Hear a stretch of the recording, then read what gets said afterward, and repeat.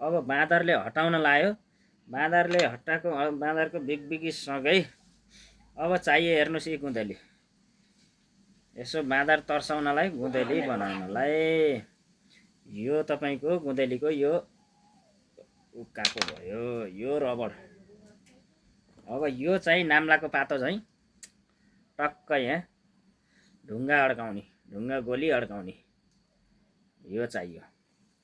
अनि यति चाहिँ यो बान्ने रबर यति भएपछि यसको काम सकियो है त। अब सट्ट यो यसरी छिरायो।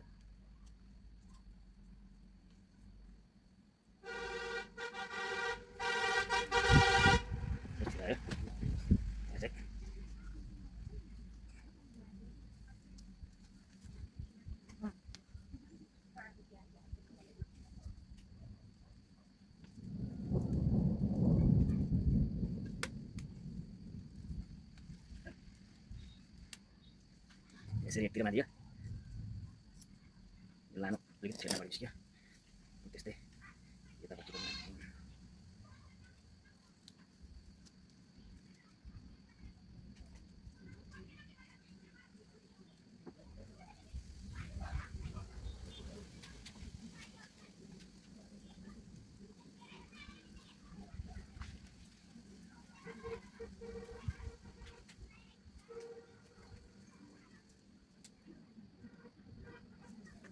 अब यस्तै राम्रो जस्तो बनाइयो होइन।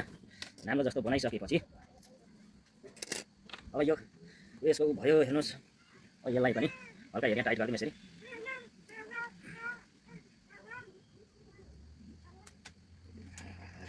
यो छोटो भयो एउटा यसलाई यस्तरी बानिदियो नि हुन्छ है। यति हेरी कस्तो कच्चो रहेछ त हेरीले यहाँ भनौँ है टक्क।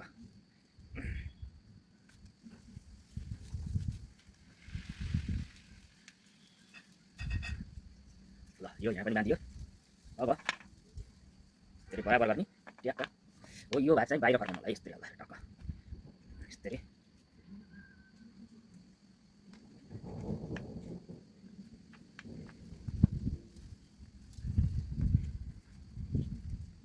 एउटा नरम खाले सुतीको कपडा ल्याउनुहोस् है। यो सुतीको कपडा कहाँ हाल्ने भनेर म देखाउँछु है। यो भयो नि। अब यसलाई टक्क हेऱ्यो यो हालेर यसरी बेरेर तपाईँको बाँधिदिएपछि के हुन्छ भन्दाखेरि यो रबर जुन बाँधा रबरले यसलाई छिटो छिन्दैन भनौँ न।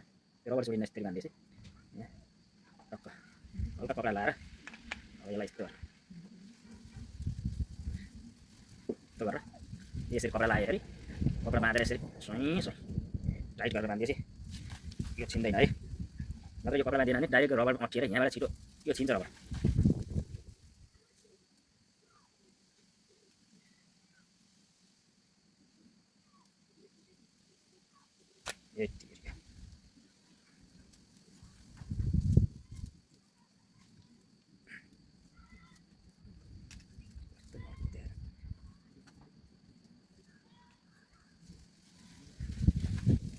यति बाँधे पनि भयो। यहाँ त तलसम्म बाँध्न पनि सक्यो है। तलसम्म बाँध्न सक्यो। यता पनि ठ्याक्कै त्यस्तै गरेर बाँध्नु पर्यो त्यस्तै गरेर। हेलो आयौ नि तिमी एकचोटि माग गर त एकचोटि माग गर न। हाम्रो घरको ल हेर्नुहोस् है ट्याक्क हाम्रो गुँदेली लाखु धपाउने गुँदेली रेडी भयो है। यो तपाईँको कानो भइहाल्यो। यो मैले यो काटेको छैन। फेरि कुनै दिन यहाँबाट चुडियो भने यसलाई फेरि यता सर्काउन मिल्छ। यहाँ यो रबर नपुगेर ट्युबले पनि बाँधेको छु टक्क। यसरी नै तपाएर पाक्का है।